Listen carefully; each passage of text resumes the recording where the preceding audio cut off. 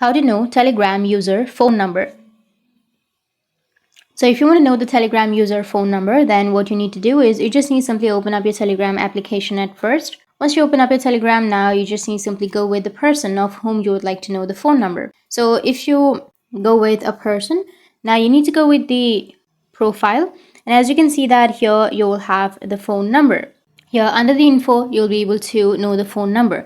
But if they've hidden the phone number and if you're not being able to know the phone number, then what you need to do is just simply go with the top right, which has that three dots, and here you will have an option of share contact. Tap on share contact, and then you need to share this contact to a bot, which is user info bot.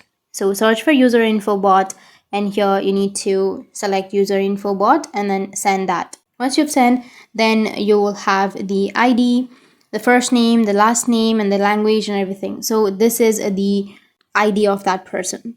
So you'll be able to know the ID, and that's it. And if you have any questions, feel free to comment below. Thanks for watching.